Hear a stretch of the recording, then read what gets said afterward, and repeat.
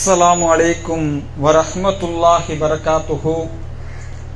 إن الحمد لله نحمده نستعينه نستغفره ونعوذ بالله من شرور أنفسنا ومن سيئات أعمالنا. من يهدي الله فلا مضل له ومن يضلل فلا هادي له. وأشهد أن لا إله إلا الله وحده لا شريك له وأشهد أن محمدا عبده ورسوله. أما بعد. يا أيها الناس اتقوا ربكم الذي خلقكم من نفس واحدة وخلق منها زوجها وبث منهما رجالا كثيرا ونساء واتقوا الله الذي تساءلون به والأرحام إن الله كان عليكم رقيبا. எல்லா புகழும் புகழ்ச்சியும் அல்லாஹ் ஒருவனுக்கே உரித்தாகட்டுமாக. அல்லாஹுடைய அருளும் கருணையும் நம் உயிரிலும் மேலான நபிகள் நாயகம் ஸல்லல்லாஹு அலைஹி வஸல்லம் அவர்களின் மீதும் அவர்களை அப்படியே பின்பற்றி வாழ்ந்த சத்திய சஹாபாக்கள் மீதும் தாபீன்கள் தாபீன்கள் மீதும் குறிப்பாக இங்கு நிலவக்கூடிய நம் அனைவரின் மீதும் என்றென்றும் நின்று நிலவட்டுமாக. பேரன்புக்குரிய எல்லாம் வல்ல அல்லாஹுவின் நல்லடியார்களே, அல்லாஹுடைய மாபெரும் கிருபையினால் ஜம்மியத்துல் அஹ்லில் குர்ஆன் வல் ஹதீஸ் கம்பம் கிளை சார்பாக இந்த தெருமுனை பிரச்சாரம் இங்கே ஏற்பாடு செய்யப்பட்டுள்ளது. இந்த தெருமுனை பிரச்சாரத்தினுடைய நோக்கம் என்னவென்று சொன்னால், இன்ஷா அல்லாஹ் வரக்கூடிய 25ஆம் தேதி திருச்சியிலே வைத்து இளைஞர்களுக்கான ஒரு மிகப்பெரிய மாநில மாநாட்டை நாம் நடத்த இருக்கிறோம். இந்த மாநாடு ஏன் நடத்தப்பட வேண்டும் என்பதை விளக்குவதற்காகத்தான் இந்த தெருமுனை பிரச்சாரம் இங்கே ஏற்பாடு செய்யப்பட்டுள்ளது. அன்புள்ள சகோதர சகோதரிகளே, இஸ்லாமிய மார்க்கத்தை பொறுத்தவரை இந்த மார்க்கத்திலே மிகப்பெரிய பங்கு வகித்தவர்கள் இளைஞர்கள். எந்த அளவுக்கு பங்கு வகித்திருக்கிறார்கள் என்று சொன்னால், இந்த இஸ்லாமிய மார்க்கத்தை இன்றைக்கு வாழ்க்கை நெறியாக ஏற்று வாழுகிற நாம் இந்த இஸ்லாத்தை வாழ்க்கை நெறியாக ஏற்றதற்கு ஏராளமான நபி தோழர்களுடைய உயிர்கள் தியாகம் செய்யப்பட்டிருக்கிறது. அந்த நபி தோழர்களும் தோழிகளும் செய்யக்கூடிய தியாகத்தின் விளைவாகத்தான் இன்றைக்கு இஸ்லாம் என்கிற இந்த மார்க்கத்தை வாழ்க்கை நெறியாக ஏற்று நாம் சொல்லும் பொழுது அன்றைக்கு இருந்த சகாபாக்களிலே அதிக அளவு இளைஞர்கள் இருந்தார்கள் என்பதை நாம் பார்க்கிறோம். ஏற்று வாழுகிற இளைஞர்களுக்கு மத்தியிலே ஏராளமான கலாச்சாரங்கள் இன்றைக்கு சர்வ சாதாரணமாக சீர்கெட்டு போயிருப்பதை பார்க்கிறோம். எந்த அளவுக்கு சீர்கெட்டு போயிருக்கிறது என்று கேட்டால், இன்றைக்கு இஸ்லாத்தை பின்பற்றி வாழுகிற முஸ்லிம்களுக்கு மத்தியிலே, அதிலும் குறிப்பாக பள்ளி கல்லூரிகளிலே படிக்கக்கூடிய மாணவ மாணவிகளுக்கு மத்தியிலே நிறைய போதை கலாச்சாரங்கள் இருப்பதை கண்கூடாக இன்றைக்கு எந்த அளவுக்கு என்று சொன்ன சில இளைஞர்கள் கஞ்சா என்கிற போதைக்கு அடிமைப்பட்டு ஒரு வீட்டின் அருகே அதை குடித்துக் கொண்டிருக்கிறார்கள். அந்த வீட்டின் உரிமையாளர் அவரிடத்திலே போய் தட்டி கேட்கிறார், எங்கள் வீட்டிலே பெண்கள் குழந்தைகள் எல்லாம் இருக்கிறார்கள், எனவே இந்த பகுதியிலே நீங்கள் செய்யாதீர்கள் என்று சொல்லுகிறார்கள். வீட்டுக்கு சென்று அரிவாளை எடுத்து கொண்டு போய் அவர் வீட்டு பெண்களையும் இளைஞர்களையும் ஓட ஓட விரட்டக்கூடிய காட்சிகளை பார்க்கிறோம். இது என்ன கொடுமை என்று சொன்னால், இந்த போதை கஞ்சா என்கிற இந்த பழக்கத்துக்கு அடிமையானவர்கள், இந்த கஞ்சா என்கிற போதையை விற்றவர்கள் முஸ்லிம்கள், அதை வாங்கியவர் முஸ்லிம், அதை அருந்தியவர் முஸ்லிம், அதை தட்டி கேட்டவர் முஸ்லிம்.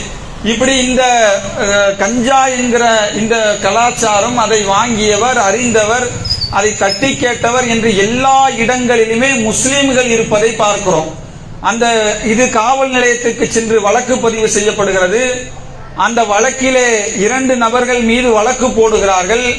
வழக்கு போட்ட நபர்களை எடுத்து பார்த்தால் அத்தனை பேரும் முஸ்லிம்கள். அப்ப இந்த அளவுக்கு இன்றைக்கு முஸ்லிம்கள் மத்தியிலே இந்த கஞ்சா என்கிற போதை கலாச்சாரம் சர்வ சாதாரணமாக புறையோடி போயிருப்பதை பார்க்கிறோம். இன்னும் சொல்ல போனால் இந்த கம்பம் பகுதியிலே வாழக்கூடிய பெரும்பாலான இஸ்லாமிய இளைஞர்களை எடுத்து பார்த்தால் இஸ்லாமிய இளைஞர்களிலே ஒரு 10% இளைஞர்கள் மட்டும்தான் மிகச் சரியாக இபாதத்து உடையவர்களாக, தொழுகையாளியாக, இஸ்லாம் சொன்ன அடிப்படையிலே நம்முடைய வாழ்க்கையை கடைபிடிக்க வேண்டும் என்று சொல்பவர்களாக இருக்கிறார்கள். ஆனால் 90% இளைஞர்கள் எப்படி இருக்கிறார்கள் என்று சொன்னால், மதுவை அருந்திவிட்டு புகையிலை, போதை, கஞ்சா என்ற பொருட்களை பயன்படுத்திவிட்டு, மது மாத்திரைகள், ஊசி என்ற பெயரை பயன்படுத்திவிட்டு வீட்டுக்கு சென்று வீட்டிலே திருடி சென்று பல்வேறு பொருளாதாரங்களை வீட்டினுடைய சூழல் அறியாமல் மிகவும் சீர்கெட்டு போகக்கூடிய இந்த இளைய சமுதாயத்தை இன்றைக்கு கண்கூடாக நம்முடைய பகுதியிலே பார்க்கிறோம். ஏதோ வெளியூர்ல நடக்குது அந்த மாதிரியான நிகழ்ச்சிகளை நம்ம சொல்லல. இந்த மாநாடு நாங்கள் ஏன் நடத்துகிறோம் என்று சொன்னால், இஸ்லாமிய இளைஞர்கள் பெரும்பாலும் இன்றைக்கு போதை என்கிற கலாச்சாரத்திலே மூழ்கி இருக்கிறார்கள், போதைக்கு அடிமையாக இருக்கிறார்கள், இஸ்லாம் என்று சொன்னால் என்னவென்றே அறியாதவர்களாக இருக்கிறார்கள். இன்னும் சொல்ல போனால் இன்றைக்கு நம்ம கையில இருக்கிற பேஸ்புக், வாட்ஸ்அப் அந்த மாதிரி மொபைல் போனை பயன்படுத்தி சினிமா கலாச்சாரங்களிலும் ஆபாச கலாச்சாரத்திலும் அந்நிய பெண்களை மிக சர்வசாதாரணமாக பேசக்கூடியவர்களாக, அந்நிய பெண்களிடத்திலே பழகக்கூடியவர்களாக, அந்நிய பெண்களை கடைவீதிக்கு அழைத்து செல்லக்கூடிய முஸ்லிம்களை இன்றைக்கு சர்வ சாதாரணமாக நாம் பார்த்து கொண்டிருக்கிறோம். எனவே இப்படிப்பட்ட இஸ்லாமிய இளைஞர்களை, அந்த இஸ்லாமிய இளைஞர்களை அழைத்து இஸ்லாம் சொல்லக்கூடிய போதனைகளை அவர்களுக்கு சொல்லும் பொழுதுதான் எந்த ஒரு இளைஞர் இஸ்லாத்தை சரியான முறையில் புரிந்து கொள்வாரோ, இஸ்லாத்தினுடைய அடிப்படைகளை சரியாக புரிந்து கொள்வாரோ, எந்த இளைஞருக்கு இறைவனை பற்றி அச்சம் அவருடைய உள்ளத்திலே ஏற்படுமோ அவர்தான் இது போன்ற கலாச்சாரத்திலிருந்து விடுபடக்கூடிய இளைஞர்களாக இன்றைக்கு மாற முடியும். ஏன்னா இன்னைக்கு உலகத்துல பெரும்பாலும் இளைஞர்கள் தவறு செய்வதற்கான காரணம் என்னன்னு கேட்டா, நம்மை தட்டி கேட்பதற்கு யார் இருக்கிறார்? வீட்டில இருந்து காலேஜ் படிக்கிறவரு, பள்ளிக்கூடத்துல படிக்கிறவரு, அவ்வளவு தாய் தகப்பன் சிரமப்பட்டு பள்ளிக்கூடத்திலும் காலேஜிலும் மிகப்பெரிய பொருளாதாரத்தை செலவழித்து அவர்கள் கல்லூரிக்கு நம்முடைய பிள்ளைகளை நாம் அனுப்புகிறோம். ஆனால் போகக்கூடிய பெரும்பாலான பிள்ளைகள் என்ன செய்யறாங்க?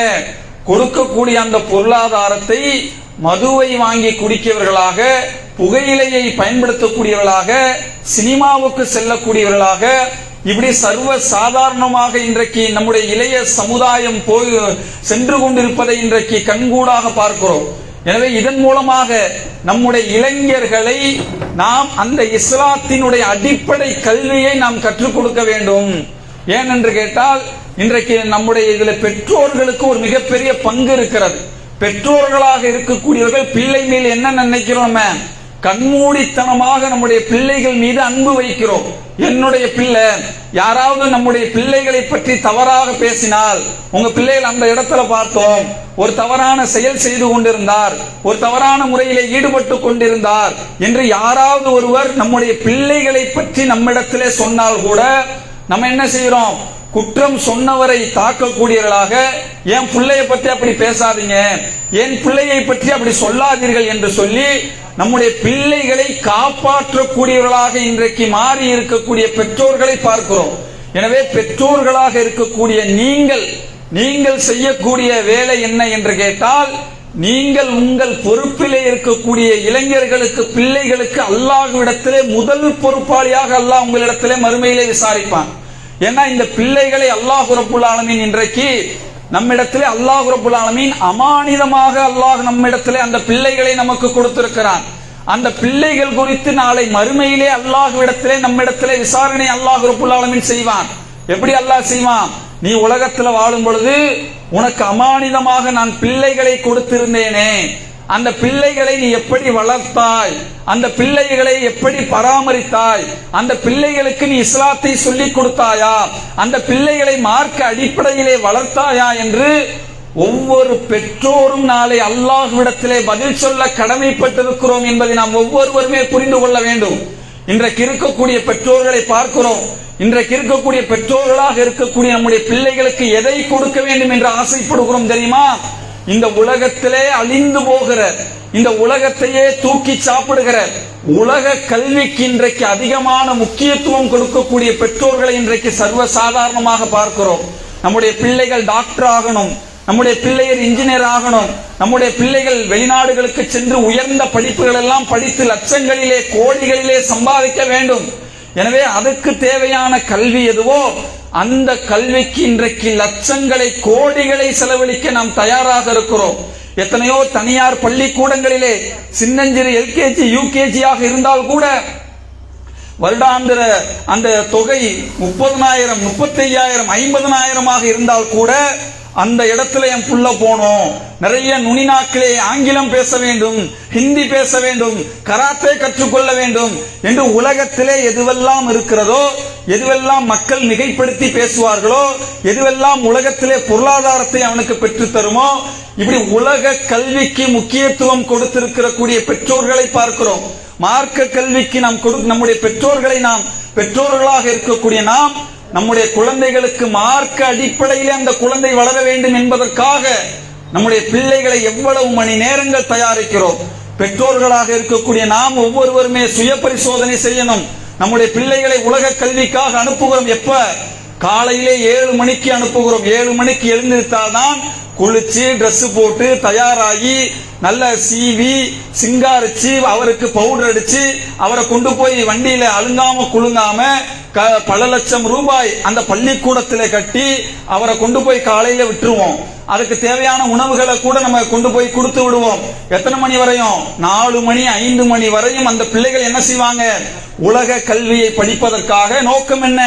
உலகத்துல டாக்டர் ஆகணும், உலகத்துல இன்ஜினியர் ஆகணும், உலகத்துல லட்சங்கள்ல கோடிகள்ல என்னுடைய பிள்ளை சம்பாதிக்க வேண்டும், என்னுடைய பிள்ளைகளை பற்றி ஊரெல்லாம் நல்ல முறையிலே பேச வேண்டும் என்பதற்காக பல லட்சங்கள் கோடிகள் செலவழித்து நாம் உலக கல்விக்கு கொடுக்கிறோம் முக்கியத்துவம்.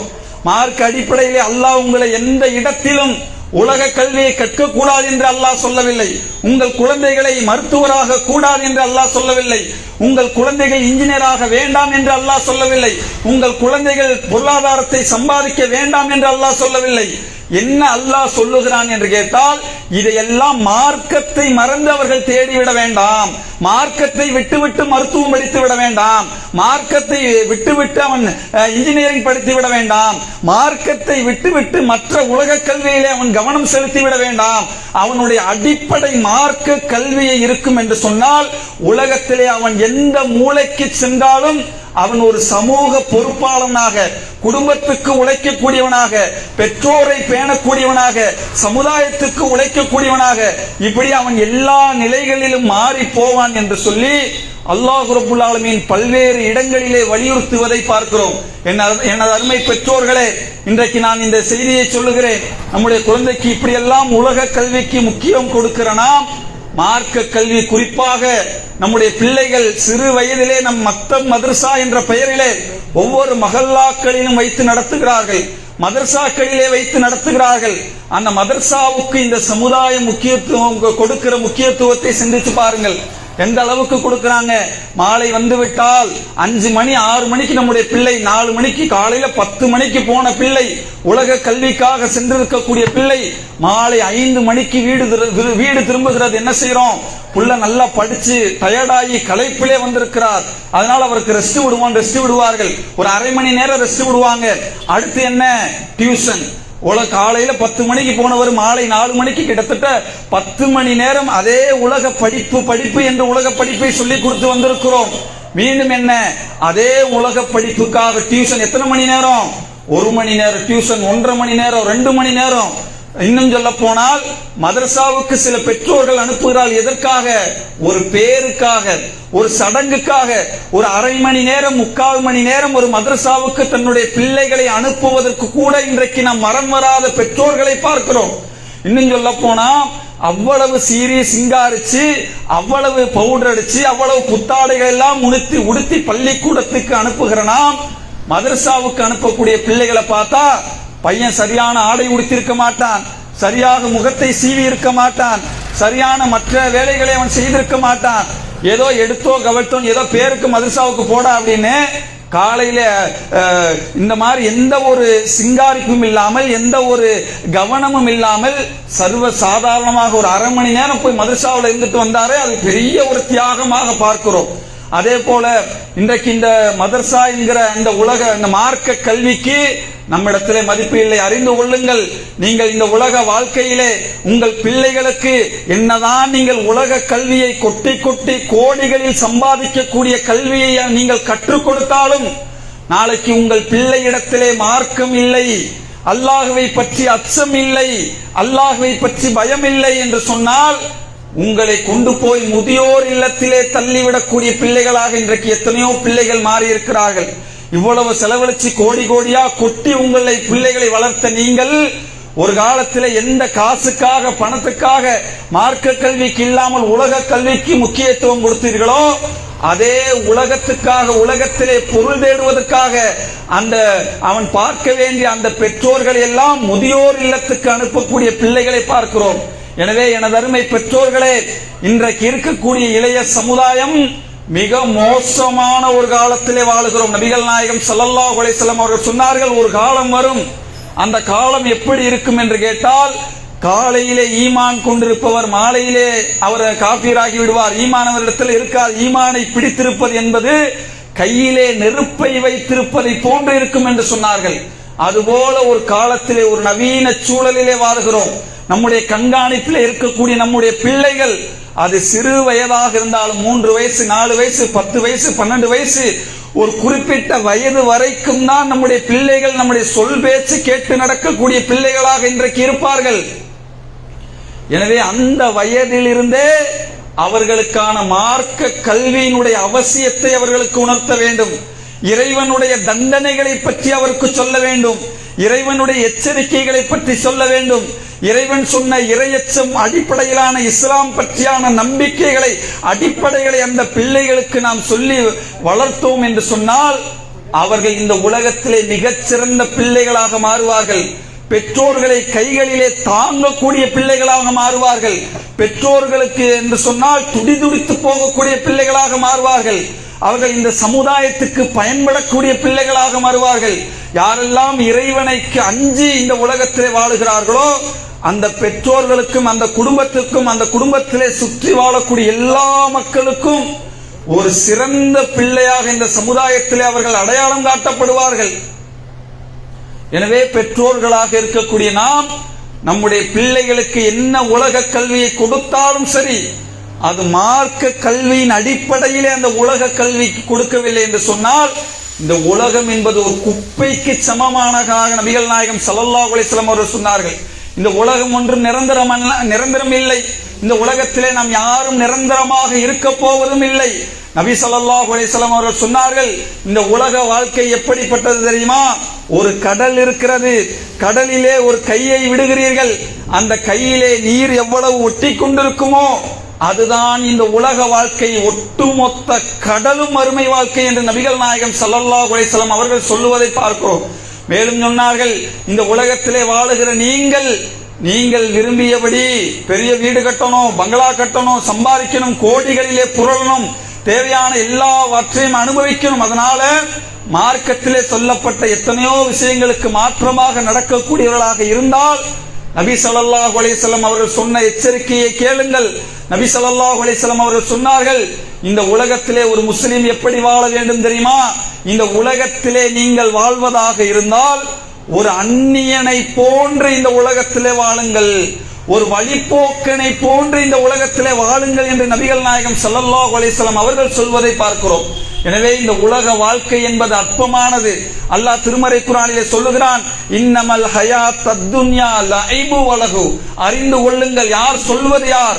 படைத்தவன் சொல்லுகிறான். இந்த பூமியை படைத்தவன் சொல்லுகிறான், அண்ட சராசரத்தை படைத்தவன் சொல்லுகிறான், மனித சமுதாயத்தை படைத்தவன் சொல்லுகிறான், ஜின் சமுதாயத்தை படைத்தவன் சொல்லுகிறான், ஒட்டுமொத்த அண்டத்தையும் படைத்து பரிபாலித்து உணவளிக்கக்கூடிய ரப்புல் ஆலமீன் சொல்லுகிறான். என்ன சொல்லுகிறான்? இந்த உலக வாழ்க்கை என்பது வீணானது, இந்த உலக வாழ்க்கை என்பது விளையாட்டானது. இந்த உலகத்தை நம்பி எதிலும் ஏமாந்து விடாதீர்கள், இந்த உலகத்தை நம்பி எதிலும் மோசம் போய் விடாதீர்கள் என்று அல்லாஹ் ரப்புல் ஆலமீன் திருமறை குர்ஆனிலே சொல்லக்கூடிய காட்சிகளை பார்க்கிறோம். எனவே அன்புள்ள சகோதர சகோதரிகளே, இந்த இஸ்லாமிய சமுதாயத்திலே இளைஞர்கள் மிகப்பெரிய பங்காற்றியிருக்கிறார்கள் ஆரம்ப காலத்திலே. ஆனால் இன்றைக்கு இருக்கக்கூடிய இளைஞர்களை பார்த்தால் மிகவும் கவலையாக இருக்கிறது, மிகவும் வேதனையாக இருக்கிறது. இளைஞர்கள் என்ற போர்வையிலே பெரும்பாலும் முஸ்லிம் மஹல்லாக்களிலே இருக்கக்கூடிய பெரும்பாலான இளைஞர்களே இரவு நேரத்தில் 2 மணி 3 மணிக்கு வீடுக்கு திரும்புறாங்க. வீட்டிலே கேட்பதற்கு ஆள் இல்லை. பெற்றோர் கேட்டால் கூட ஏதாவது சாக்கு போக்களை சொல்லுகிறார்கள். பெற்றோருக்கு எதை பற்றியும் கண்டிக்க கூட நேரமில்லை. சிறு வயதில் அவ்வளவு அலட்சியமாக கடந்திருக்கிற நாம் ஒரு குறிப்பிட்ட வயசுக்கு மேல பையன்கிட்ட கேட்க முடியல, எங்கப்பா போறன்னு கேட்க முடியல, என்ன செய்கிறாய் என்று கேட்க முடியல, போனை கூட வாங்க முடியல. அந்த அளவுக்கு அவன் நம்முடைய தோள்களை மீறி விட்டான் என்று சொன்னால் அவனுக்கு அடிமையாக இருக்கக்கூடிய பெற்றோர்களை இன்றைக்கு சர்வ சாதாரணமாக பார்க்கிறோம். எனவே நம்முடைய பிள்ளைகள் நமக்கு அமானிதங்கள். அந்த பிள்ளை 5 வயது 6 வயதிலிருந்தே அந்த பிள்ளைகளுக்கு நீங்கள் மார்க்க கல்வியை ஊட்டி வளர்த்தால், எப்படி பள்ளிக்கூடத்திலே ஒரு நாள் நம்முடைய பிள்ளை செல்லவில்லை என்று சொன்னால் அடித்து அந்த பிள்ளையை கொண்டு போய் பள்ளிக்கூடத்திலே விடுகிறோமோ, அதுபோல மார்க்க கல்விக்கு அப்படி அடித்து விரட்டி இருக்கிறோமா? அடித்து தொழுகைக்கு செல் என்று சொல்லியிருக்கிறோமா? அடித்து மார்க்க கல்வியை கொடுத்திருக்கிறோமா? அடித்து அல்லாஹ்வை பற்றி அறிந்து கொள் என்று சொல்லியிருக்கிறோமா என்று கேட்டால் மிகப்பெரிய கேள்விக்குறியாக இன்றைக்கு இந்த சமுதாயத்தில் இருக்கிறது. எனவே இந்த இளைஞர்களை நாம் நேர்வழியின்பால் கொண்டு வர வேண்டும். இந்த இளைஞர்கள் மீது, இந்த இளைஞர்கள் மத்தியில் இருக்கக்கூடிய இந்த போதை கலாச்சாரத்தை அவர்களிடத்திலிருந்து எடுக்க வேண்டும். இந்த இளைஞர்கள் மத்தியில் இருக்கக்கூடிய இந்த ஆபாசம் அசிங்கமான கலாச்சாரத்திலிருந்து அந்த மாணவர்களை மீட்டெடுக்க வேண்டும். இந்த இளைஞர்கள் இன்றைக்கு மிகப்பெரிய வழிதவறிய சூழ்நிலையிலே, மனோ இச்சையிலே, மன அழுத்தத்திலே நாம் எதற்காக இந்த உலகத்திலே வாழுகிறோம் என்பது கூட தெரியாமல் மிக கவலைக்கிடமாக நம்முடைய சமுதாயத்தில் இருக்கக்கூடிய இளைஞர்களை பார்க்கிறோம். எனவே இந்த சமுதாயத்தை நேர்வழியின்பால் அழைக்க வேண்டும். அந்த நேர்வழியிலே எப்படி ஒவ்வொரு மனிதனுடைய ஒவ்வொரு இளைஞர்களுக்கும் அந்த பொறுப்பு இருக்கிறதோ, அந்த இளைஞர்களை பெற்றிருக்கக்கூடிய ஒவ்வொரு தாய்மார்களுக்கும் அந்த பொறுப்பு இருக்கிறது என்பதை நாம் இந்த இடத்திலே சொல்லி அந்த இளைஞர்களை மீட்டெடுப்பதற்காகத்தான் அப்படிப்பட்ட அந்த இளைஞர்களை அந்த ஆபாச கலாச்சாரம், போதை கலாச்சாரம், அதுபோல அவர்களை அடிமைப்படுத்தக்கூடிய வேறு மாதிரியான கலாச்சாரத்திலிருந்து அந்த இளைஞர்களை மீட்டெடுப்பதற்காக இந்த இளைஞர்களுக்கான மாநாட்டை நம்முடைய ஜமாத் சார்பாக இன்ஷா அல்லாஹ் நாம் நடத்த இருக்கிறோம். அதிலே உங்கள் இளைஞர்களை கட்டாயமாக அனுப்பி வையுங்கள். இன்றைக்கு இருக்கக்கூடிய அந்த இளைஞர்களுக்கு திரும்ப திரும்ப மார்க்கத்தை சொல்ல வேண்டிய கடமை இருக்கிறது. ஏதோ ஒரு தடவை நம்ம சொல்லிட்டோம், அல்லாஹ்வை பத்தி சொல்லிட்டோம், ரசூலை பத்தி சொல்லிவிட்டோம் என்று சொன்னால் ஒரு தடவையிலே அந்த உள்ளம் மாறாது. அந்த உள்ளத்தை திரும்ப திரும்ப அல்லாஹ்வுடைய செய்திகளை கொண்டு அடிக்க வேண்டும். அந்த உள்ளத்தை திரும்ப திரும்ப நபி ஸல்லல்லாஹு அலைஹி வஸல்லம் அவர்களுடைய செய்திகளை கொண்டு அந்த உள்ளத்தை பதப்படுத்த வேண்டும். அந்த உள்ளத்தை அல்லாஹ்வை பற்றி அஞ்சக்கூடிய உள்ளமாக அந்த உள்ளங்கள் மாற வேண்டும். அப்படி அந்த உள்ளங்கள் மாறும் பொழுதுதான் அவனாக சுயமாக நினைப்பான். தனிமையிலே, காலேஜிலே, பள்ளிக்கூடத்திலே தாய் இல்லை, தகப்பன் இல்லை, ஆசிரியர் இல்லை, பெற்றோர் இல்லை, நம்முடைய கண்காணிக்க யாரும் இல்லை.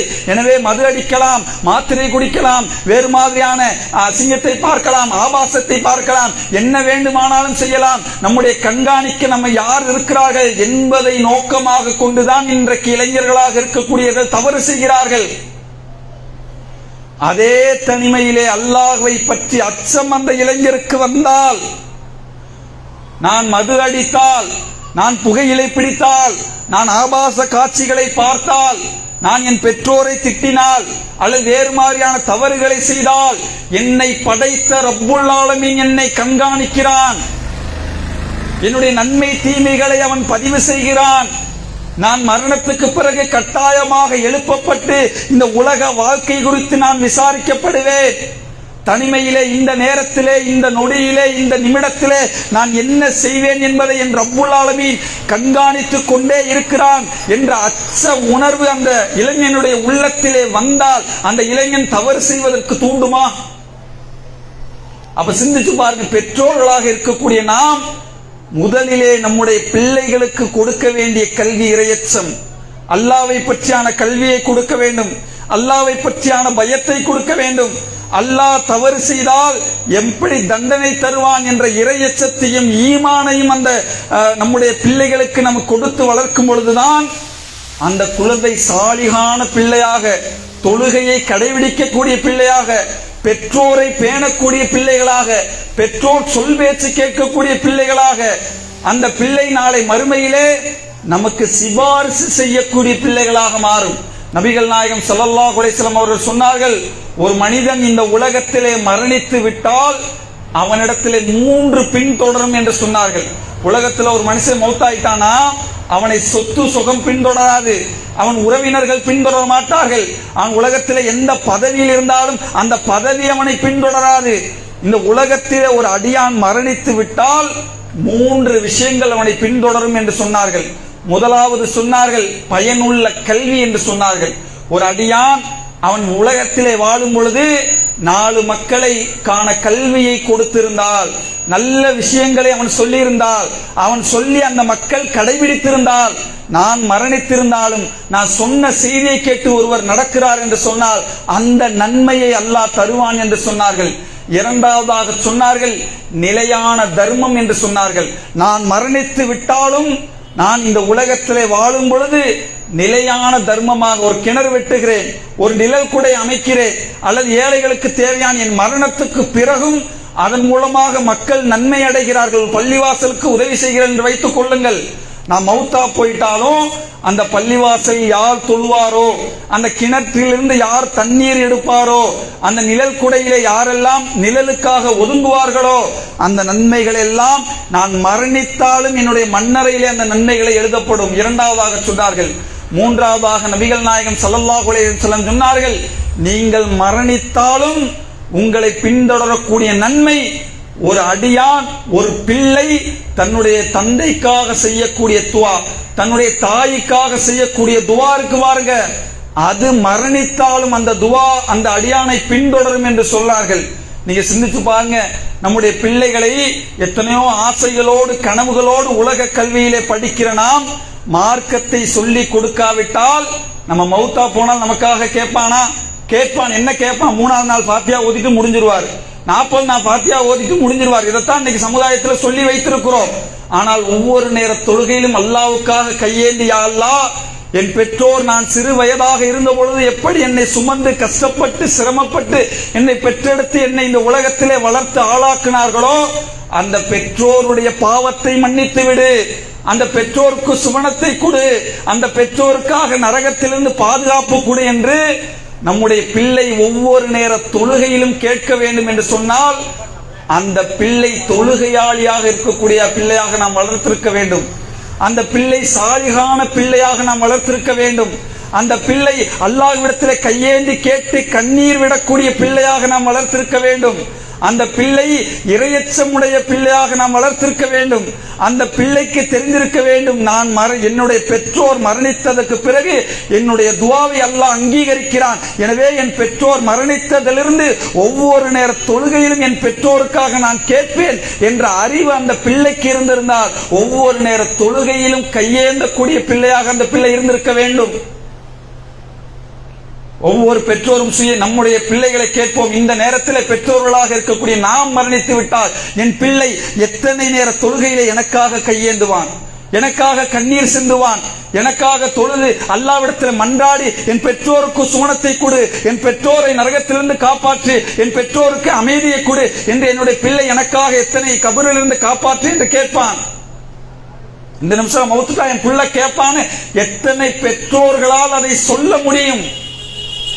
ஏன் சொல்ல முடியல? நம்ம அதை வளர்க்கல. நம்முடைய பிள்ளைகளுக்கு மார்க்க கல்வியின் அவசியத்தை உணர்த்தவில்லை. நம்முடைய பிள்ளைகளுக்கு இறையச்சத்தை நாம் போதிக்கவில்லை. நம்முடைய பிள்ளைக்கு எப்படி உலகத்து கல்வி எல்லாம் டாக்டர் இன்ஜினியர் அந்த படிப்பை எல்லாம் தேடி தேடி கவுன்சிலிங் போய் லட்சத்தையும் கோடியும் கொட்டி கொட்டி கொடுத்து உலக கல்விக்கு முக்கியத்துவம் கொடுத்தோமோ அந்த மாதிரி மார்க்க கல்வியை படிக்கல, மார்க்க கல்வியை ஊட்டல, மார்க்க கல்வியை தெரிந்து கொள்வதற்காக நிறைய நேரங்கள் அனுப்பல, ஒரு தர்பியாவுக்கு அனுப்பல, ஒரு ஜும்மா 5 நேர தொழுகைக்கு கூட நம்முடைய பிள்ளைகளை அனுப்பல. அந்த மாதிரி நிலை வந்தால் மிக கைசேதமான ஒரு நிலைக்கு நாம் ஆளாக நேரிடும். எனவே அன்புக்குரிய சகோதர சகோதரிகளே, எனவேதான் நம்முடைய ஜமாத் சார்பாக இந்த இளைஞர்களுக்கான ஒரு மாநாடு இன்ஷா அல்லாஹ் வரக்கூடிய இந்த வாரம் ஞாயிற்றிலிருந்து அடுத்த வாரம் ஞாயிற்றுக்கிழமை திருச்சியில வைத்து ஒரு பிரம்மாண்டமான மாநாடு நாம் நடத்த இருக்கிறோம். முழுக்க இளைஞர்களை மையப்படுத்தி அந்த இளைஞர்களை நேர்வழியில் கொண்டு வர, அந்த இளைஞர்களுக்கு இரையச்சத்தை ஊட்ட, அந்த இளைஞர்களை போதையிலிருந்து மீட்டெடுக்க, அந்த இளைஞர்களை அசிங்கத்தையும் ஆபாசத்தையும் போன்ற காட்சிகளிலிருந்து அவர்களை மீட்டெடுப்பதற்காக நம்முடைய ஜமாத் சார்பாக இந்த மாநாட்டை அறிவித்திருக்கிறோம். எனவே உங்கள் பிள்ளைகளை இன்ஷா அல்லாஹ் வாய்ப்பு இருந்தால் இனி வரக்கூடிய காலங்கள் அதற்கான விளம்பரங்கள், நோட்டீஸ்கள் உங்கள் வீடுகளுக்கு இன்ஷா அல்லாஹ் வரக்கூடிய காலங்களில் தரப்படும். உங்களுடைய பிள்ளைகளை அந்த மாநாட்டுக்கு அனுப்பி வைக்கக்கூடிய நன்மக்களாக அல்லாஹ் ரப்புல் ஆலமீன் உங்களையும் என்னையும் ஆக்கி அருள வேண்டும் என்று கூறி என்னுடைய இந்த உரையை நிறைவு செய்கிறேன். அஸ்ஸலாமு அலைக்கும் வரஹ்மத்துல்லாஹி வபரகாத்துஹு.